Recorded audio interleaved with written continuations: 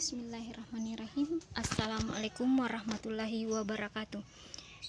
Pada kesempatan kali ini kita akan membahas tentang limit fungsi trigonometri.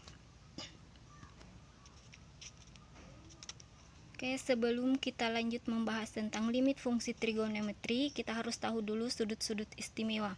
Oke, di sini sudah kita sajikan tabel sudut istimewa mulai dari 0 derajat sampai dengan 360 derajat. Oke, dapat kita lihat di sini bahwa sin 0 derajat itu sama dengan 0, sin 30 derajat sama dengan 1/2, sin 45 derajat sama dengan 1/2 akar 2, dan seterusnya. Kita bisa lihat di sini ada mulai dari cos, tangen, dan sebagainya. Oke, kita lanjut. Oke, kita lanjut ke grafik fungsi trigonometri. Oke, berikut ini kita akan sajikan grafik fungsi dengan syarat X lebih besar sama dengan 0 dan lebih kecil sama dengan 360 derajat. Oke, yang pertama itu adalah grafik fungsi sinus. Fx untuk fx sama dengan sin X. Oke, berikut ini grafiknya. Oke, dapat kita lihat di sini bahwa grafik fungsi sinus fx sama dengan sin X untuk X lebih besar sama dengan 0 dan lebih kecil dari 360 derajat ini memiliki interval sin adalah lebih besar sama dengan min 1 dan lebih kecil sama dengan 1. Yang artinya bahwa nilai minimum dari sin X adalah min 1 dan nilai maksimumnya adalah 1. Oke, dapat kita lihat juga di sini bahwa periode fungsi Y sin X adalah 2pi atau 360 derajat, di mana periode itu adalah waktu yang dibutuhkan dan atau diperlukan suatu benda untuk melakukan suatu getaran sempurna. Kemudian dapat kita lihat di sini juga bahwa amplitudo fungsi Y sin X itu besarnya sama dengan 1. Oke, kita lanjut.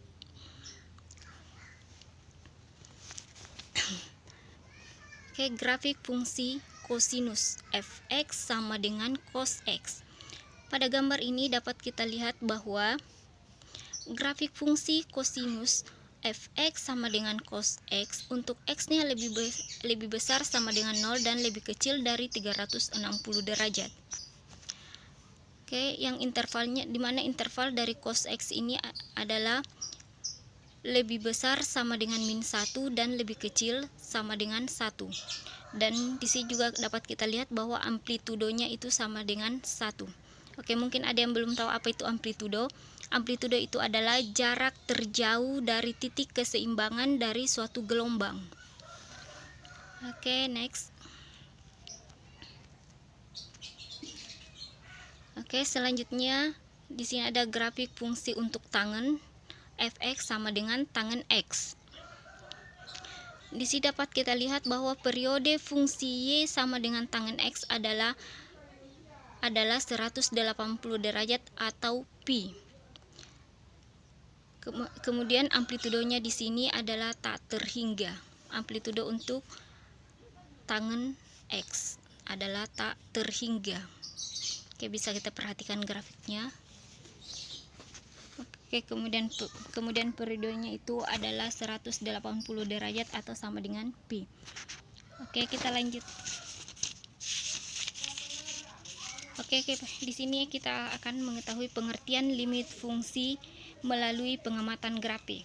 Di sini kita sajikan berikan contoh sebuah percobaan sebuah film tipis ditempatkan tegak lurus vertikal terhadap sumbu X dengan arah permukaan menghadap ke kanan dan ke kiri. Kawat yang pertama berada di sebelah kiri film dan kawat kedua berada di sebelah kanan film. Kedua kawat ini digerakkan vertikal ke atas dan ke bawah atau horizontal ke kanan dan ke kiri mendekati film. Kita bisa lihat gambarnya di sini. Untuk gambar yang pertama, untuk limit fx untuk X mendekati A dari arah kiri itu menghasilkan nilainya sama dengan L1. Sedangkan limit fx untuk X mendekati A dari arah kanan itu hasilnya sama dengan L2. Dan kita perhatikan di sini bahwa besar antara L1 dan L2 itu adalah sama, sehingga limit fungsi fx untuk x mendekati a ada, dan limit tersebut sama dengan L. Kemudian yang gambar kedua atau gambar bagian B, dapat kita lihat di sini bahwa limit fx untuk x mendekati a dari arah kiri itu sama dengan L1. Kemudian limit fx untuk x mendekati a dari arah kanan itu sama dengan L2. Namun kita bisa lihat di sini di grafik ini bahwa panjang atau besar dari L1 dan L2 itu tidak sama. Oke, berarti limit fungsi fx untuk x mendekati a itu tidak ada. Oke. Selanjutnya kita sajikan lagi sebuah contoh. Grafik A dengan grafik B dapat diperhatikan di sini bahwa limit fx itu tidak ada. Limit fx untuk x mendekati a dari arah kiri itu tidak ada. Ini tidak tentu gambarnya. Tidak ada, dia tidak semakin mendekati film, berarti nilai itu tidak ada. Tapi untuk limit fx untuk x mendekati a dari arah kanan itu sama dengan L2, dia akan semakin dekat ke arah filmnya. Oke, maka limit fungsi fx untuk x mendekati a itu tidak ada karena L1 tidak sama dengan L2. Di sini dari beberapa grafik yang disajikan ini dapat kita simpulkan bahwa suatu fungsi fx didefinisikan untuk x di sekitaran a, maka limit fx untuk x mendekati a itu sama dengan L jika dan hanya jika limit fx untuk x mendekati a dari arah kiri sama dengan limit fx untuk x mendekati a dari arah kanan itu sama dengan L. Oke, selanjutnya. Oke, di sini ada sifat-sifat limit fungsi trigonometri. Oke, ada beberapa sifat dari limit fungsi trigonometri. Yang pertama itu adalah limit x per sin x untuk x mendekati 0 itu sama dengan 1, dan limit sin x per x untuk x mendekati 0 sama dengan 1. Kemudian ada limit x per tangen x untuk x mendekati 0 juga nilainya sama dengan 1, dan limit tangen x untuk x mendekati 0 sama dengan 1. Kemudian ada yang lupa saya tuliskan di sini, yaitu limit cos x untuk x mendekati 0 itu sama dengan 1, dan limit 1 per cos x itu sama untuk x mendekati 0 itu sama dengan 1. Oke, itulah beberapa sifat limit fungsi trigonometri. Kita lanjut. Oke, dalam menyelesaikan limit fungsi trigonometri kita dapat menggunakan 3 cara. Yang pertama itu dengan cara substitusi langsung, yang kedua dengan cara faktorisasi, yang ketiga dengan menggunakan sifat-sifat limit fungsi trigonometri. Oke, untuk yang pertama kita akan menggunakan cara substitusi langsung. Oke, bisa kita lihat contoh yang pertama dengan substitusi langsung. Di sini kita sajikan limit 3 cos x per sin 2x untuk x mendekati pi per 3 itu sama dengan bisa kita rubah modelnya menjadi 3 dikali limit cos x untuk x mendekati pi per 3 per limit sin 2x untuk x mendekati pi per 3 itu sama dengan, kita rubah modelnya menjadi 3 dikali. Oke, di sini kita substitusikan ya. Nilai pi per 3 ke variabel x menjadi 3 dikali cos pi per 3 per sin 2 dikali pi per 3. Itu sama dengan, oke, dapat kita ketahui bahwa cos pi per 3 itu sama dengan 1/2, sedangkan sin 2 kali pi per 3, oke, 2 kali pi per 3 sama dengan 2 pi per 3, dan nilainya itu sama dengan 1/2 akar 3. Oke, berarti menjadi 3 dikali 1/2 per 1/2 akar 3. Oke, ini kita sederhanakan menjadi, 3 kali 1/2 3 cos per 2 menjadi 3/2, kemudian kita ubah modelnya menjadi, oke, kita sederhanakan menjadi 3/3. Kemudian untuk merasionalkan penyebutnya, kita kalikan dengan akar 3/3. Akar 3/3 ini kan nilainya sama dengan 1, jadi tidak akan mengubah nilai dari bilangan yang dikalikan. Oke, menjadi berarti 3 dikali akar 3 sama dengan 3 akar 3. Kemudian akar 3 kali akar 3 itu sama dengan akar 9. Kemudian akar 9 itu sama dengan 3. Berarti 3 dibagi 3 sama dengan 1, sehingga hasilnya menjadi akar 3. Oke, jadi di sini dapat simpulkan bahwa limit 3 dikali cos X per sin 2X untuk X mendekati pi per 3 sama dengan akar 3. Oke, selanjutnya contoh. Oke, selanjutnya untuk contoh kedua, di sini kita sajikan nilai limit 1 dikurang tangen X per sin X kurang cos X untuk X mendekati pi per 4 adalah, oke, untuk pertama kita akan menggunakan dengan substitusi langsung. Oke, menjadi kita langsung saja substitusikan untuk nilai pi per 4, kita substitusikan ke variabel X menjadi 1 dikurang tangen pi per 4 per sin pi per 4 dikurang cos pi per 4, dimana kita ketahui bahwa tangen pi per 4 atau tangen 45 derajat itu sama dengan 1. Kemudian sin pi per 4 juga nilainya sama dengan 1/2 akar 2. Kemudian cos pi per 4 nilainya adalah 1/2 akar 2. Oke, berarti di sini menjadi 1 dikurang 1 per 1/2 akar 2 dikurang 1/2 akar 2. 1 dikurang 1 sama dengan 0, kemudian 1/2 akar 2 dikurang 1/2 akar 2 nilainya juga sama dengan 0, berarti 0 per 0 itu hasilnya tak tentu. Karena dengan substitusi langsung menghasilkan nilai tak tentu, maka dicari menggunakan faktorisasi sebagai berikut. Oke, menjadi limit 1 dikurang tangen X per sin X dikurang cos X untuk X mendekati pi per 4 itu sama dengan, oke, kita faktorkan di sini menjadi, oke, menjadi 1 dikurang sin X per cos X. Sin X per cos X itu kan sama saja dengan tangen X.